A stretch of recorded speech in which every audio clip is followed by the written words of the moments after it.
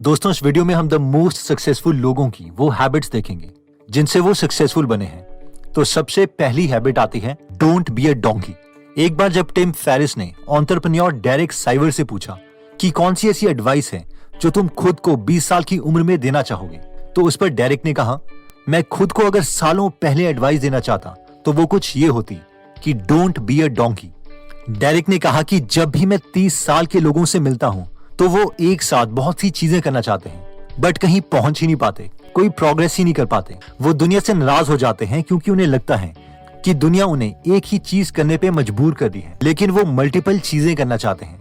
लेकिन ये फ्रस्ट्रेशन आती है शॉर्ट टर्म थिंकिंग से, क्योंकि हमें लगता है कि ये सारी चीजें अगर हमने इसी हफ्ते कंप्लीट नहीं करी तो हम इन्हें कभी भी कर ही नहीं पाएंगे। हम लोग ये रियलाइज ही नहीं कर पाते कि इनमें से कुछ चीजें हम इन 1-2 सालों में कर सकते हैं, बाकी चीजें अगले 1-2 सालों में कर सकते हैं एंड सो ऑन। ये कुछ उस गधे की तरह है जिसकी एक तरफ पानी की बाल्टी पड़ी है और दूसरी तरफ घास है। वो कभी पानी की तरफ देखता है तो फिर उस घास की तरफ देखता है और ये सोचता है कि पहले क्या चूज करूं, घास या पानी, पानी या घास, और वहीं पे खड़ा रहता है भूखा प्यासा, क्योंकि ये शॉर्ट टर्म थिंकिंग है। अगर वो ये डिसाइड कर लेता है कि वो पहले पानी पी लेगा और उसके बाद घास की तरफ जाएगा तो वो इनडिसीजन के कारण वहीं पे खड़ा नहीं रहता। तो डेरेक की सबसे पहली एडवाइस यही है कि डोंट बी अ डोंकी। हम दोनों चीजें कर सकते हैं। अगर हमें टेंशन है कि हम जॉब करें या बिजनेस, तो हम जॉब स्टार्ट कर सकते हैं और अपने बिजनेस पर पार्ट टाइम काम स्टार्ट कर सकते हैं। अगर हमें लगता है कि बिजनेस बुक्स पढ़ें या स्कूल के सिलेबस की बुक्स, तो हमें सिलेबस की बुक्स पढ़ के अपने फ्री टाइम में बिजनेस बुक्स पढ़ सकते हैं, या फिर कुछ साल पहले एजुकेशन कंप्लीट करके फिर बिजनेस स्टार्ट कर सकते हैं। इन शॉर्ट, हमें किसी ने रिस्ट्रिक्शन नहीं लगाई कि हम एक ही चीज कर पाएंगे, इसलिए हमें भी खुद पर रिस्ट्रिक्शन नहीं लगानी चाहिए। सक्सेसफुल लोगों की सेकंड बेस्ट हैबिट कहती है कि आस्क बिग क्वेश्चंस। जब टिम फेरिस ने पेपैल, पैलेंटियर के फाउंडर और 0 to 1 बुक के ऑथर पीटर थील से पूछा कि तुम्हें क्या लगता है तुम्हारी लाइफ में सबसे बड़ी मिस्टेक क्या थी, तो इस पर पीटर थील ने कहा कि काश मुझे ये पता होता कि 20 से 25 साल की उम्र में मुझे एक्शन लेने के लिए इंतजार की जरूरत नहीं है। मैं पहले कॉलेज गया, फिर लॉ स्कूल गया, फिर लॉ और बैंकिंग फर्म में काम किया, लेकिन जब तक मैंने पेपैल कंपनी स्टार्ट नहीं की थी, मुझे ये अच्छे से समझ ही नहीं आया था कि कुछ नया स्टार्ट करने के लिए किसी चीज का इंतजार करने की जरूरत नहीं है। तो अगर आप भी कुछ अपनी लाइफ में बड़ा करने का सोच रहे हैं और आपने 10 साल का कोई प्लान बना दिया है उस गोल को अचीव करने के लिए, तो हमें खुद से पूछना चाहिए कि ये 10 साल का काम हम 6 महीने में कैसे कर सकते हैं। हो सकता है कि हमें हमारे गोल को पाने के लिए एक्चुअल में 10 साल ही स्पेंड करने पड़े, लेकिन इस तरह के बड़े सवाल कि 10 साल का काम 6 महीने में कैसे किया जाए, हमारे ब्रेन को ओपन कर देते हैं। सक्सेसफुल लोगों की नेक्स्ट हैबिट आती है मॉडल द मास्टर्स। अपनी जवानी के दिनों में एंटरप्रेन्योर और मोटिवेशनल स्पीकर जिम रॉन का सेमिनार अटेंड करने के लिए टोनी रॉबिन्स ने 2500 रुपए स्पेंड किए थे। उन्हें इस बात पर बहुत गुस्सा आ रहा था कि उन्होंने 2500 रुपए एक सेमिनार के लिए क्यों खर्च कर दिए, क्योंकि उस वक्त वो एक चौकीदार की नौकरी करते थे जिसके लिए उन्हें हर हफ्ते सिर्फ 2800 रुपए मिलते थे। टोनी रॉबिन्स बोलते हैं, लेकिन जिम रॉन का सेमिनार सुनने के बाद मेरा थॉट प्रोसेस कंप्लीटली चेंज हो गया था और उसी की वजह से मेरी लाइफ कंप्लीटली इंप्रूव हुई। और ये बाकी सक्सेसफुल लोगों के साथ भी है। जब टोनी रॉबिन्स ने वॉरेन बफेट से पूछा था कि आज तक की आपकी सबसे अच्छी इन्वेस्टमेंट कौन सी है, तो गेस कीजिए वॉरेन बफेट ने किस कंपनी का एग्जाम्पल दिया होगा। रॉन्ग।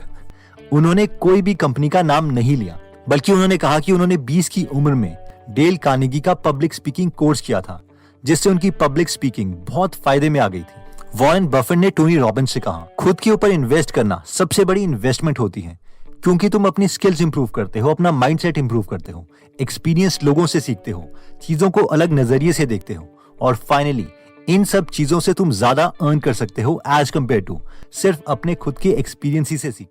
सक्सेसफुल लोगों की नेक्स्ट हैबिट आती है even the titans procrastinate. One of the most famous books, the alchemist book के ऑथर पॉलो कोएल्हो कहते हैं कि मैं भी काफी बार अपनी बुक्स लिखने से पहले चीजें टालता हूँ। जब मैं सुबह उठ के फ्रेश हो जाता हूँ तो मैं अपनी स्टडी टेबल में बैठ जाता हूँ, मैं अपनी ईमेल चेक करता हूँ, न्यूज चेक करता हूँ, इन शॉर्ट बस मैं हर चीज चेक करने लगता हूँ ताकि मैं नॉवल राइटिंग को टाल सकूं। अब क्योंकि मुझे पता होता है कि मैं अभी तक टाइम वेस्ट ही कर रहा हूं और मुझे शाम को अपनी नजरों में गिना नहीं है, इसलिए मैं खुद को कहता हूं कि ठीक है, अब मैं सिर्फ आधे घंटे के लिए नॉवल लिखूंगा। और ऑब्वियसली जब मैं आधे घंटे के लिए लिखने जाता हूं तो वो हाफ एन आवर 10 आवर्स में बदल जाता है और मैं अगले 10 घंटे तक लिखता रहता हूँ। और यही रीजन है कि मैं अपनी बुक्स बाकी ऑथर्स के कंपैरेटिवली जल्दी लिख लेता हूँ। तो इन शॉर्ट, पॉलो कोयलो जैसे लोग जो अपनी फील्ड में बेस्ट हैं, इवन वो भी स्ट्रगल करते हैं। और हमें ये पता होना चाहिए कि ये टाइटन्स भी उन्हीं इमोशन से जूझते हैं जिनसे हम जूझते हैं। और ये एक बहुत बड़ा लेसन है कि हमें कोई बुराई नहीं है, ये एक नेचुरल प्रोसेस है। लेकिन प्रोक्रेस्टिनेट करने के बाद, चीजों को टालने के बाद दोबारा एक्शन में वापस आया जा सकता है। नेक्स्ट पॉइंट कहता है कि no one is a self made man, you have to learn things from others. Arnold कहते हैं कि मैं कोई सेल्फ मेड मैन नहीं। जब भी मैं किसी कॉन्फ्रेंस या स्पीच देने जाता हूँ तो लोग चिल्ला चिल्ला के बोलते हैं, आर्नोल्ड तुम एक सेल्फ मेड मैन हो, आर्नोल्ड तुम एक सेल्फ मेड मैन हो, तुम्हारी सक्सेस का राज क्या है? और मेरा हमेशा एक ही जवाब होता है कि मैं एक सेल्फ मेड मैन नहीं हूँ। ये सही है कि मैं एक जिम बैग लेके ऑस्ट्रिया से अमेरिका आ गया था। ये भी सही है कि मैंने रियल एस्टेट में इन्वेस्ट करके मिलियंस कमाए। ये भी सही है कि मैं एक सक्सेसफुल बॉडी बिल्डर, एक्टर और कैलिफोर्निया का गवर्नर भी बना। लेकिन फिर भी मैं एक सेल्फ मेड मैन नहीं हूँ, क्योंकि मैं अपनी लाइफ में बहुत अमेजिंग लोगों से सीखा हूँ। जब मैंने पहली बार रेग पार्क को मिस्टर यूनिवर्स से हरक्यूलिस मूवी में एक्टिंग करते हुए देखा तो मैंने रेग से बहुत सीखा। मैंने अपने पेरेंट्स से, अपने टीचर से बहुत सीखा। जो वाइडर, जो कि मुझे अमेरिका लेके आए, उन्होंने मुझे बहुत प्रमोट किया और नॉलेज दी। लुसील बॉल ने मुझे गेस्ट स्टार कहा और हॉलीवुड में मुझे ब्रेक दिलवाई। हम में से कोई भी इंसान सेल्फ मेड नहीं है। किसी भी आदमी को सक्सेसफुल करने के लिए बहुत लोगों का हाथ होता है, चाहे वो उसके इंटरव्यूज हों, उनकी बुक्स हों या उनके कोर्सेज हों। इसलिए जैसे कि न्यूटन ने कहा था, stand on the shoulder of giants. तो अमेजिंग लोगों से सीखें और सक्सेसफुल जल्दी बने। नेक्स्ट पॉइंट कहता है, if you can't generate 10 ideas, generate 20।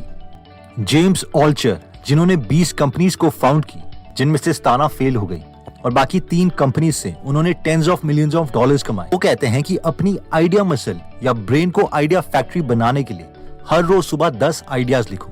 और अगर 10 आइडियाज लिखने में प्रॉब्लम आ रही है तो 20 आइडियाज लिखो। जेम्स कहते हैं कि जनरली लोगों के साथ होता यह है कि 10 आइडियाज लिखने में उन्हें मुश्किल आती है, क्योंकि वो ज्यादा प्रेशर ले लेते हैं कि 10 आइडियाज परफेक्ट होने चाहिए। लेकिन जब हम 20 आइडियाज लिखते हैं तो हम एवरेज, बिलो एवरेज या पुअर आइडियाज भी लिख लेते हैं। एंड इट्स ओके, हमें यही चाहिए कि ब्रेन फ्री हो जाए और आइडियाज ढूंढता रहे। आइडियाज लिखने के बाद हमें उनके सामने फर्स्ट स्टेप लिखना है, यानी अगर इस आइडिया को अचीव करना है तो हमारा फर्स्ट स्टेप क्या होना चाहिए। इस मूवमेंट में हमें आगे सोचने की जरूरत नहीं है कि हम उस आइडिया को कंप्लीट कैसे करेंगे, क्योंकि इससे स्ट्रेस होने लगता है। इसका परफेक्ट एग्जांपल है वर्जिन कंपनी के मालिक और बिलियनियर रिचर्ड ब्रांसन।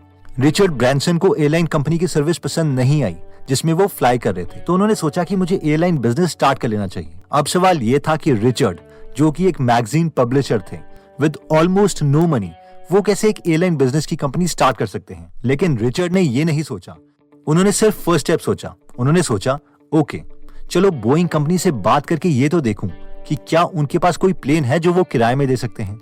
और आज हमें पता है कि उनकी वर्जिन एयरलाइंस कंपनी है। तो लेसन ये है कि कोई भी आइडिया बड़ा नहीं है अगर हम उसे एग्जीक्यूट कर ही नहीं पाते। इसलिए फर्स्ट स्टेप को इतना सिंपल बना दो कि उस आइडिया को अचीव करने के लिए मोमेंटम बन जाए।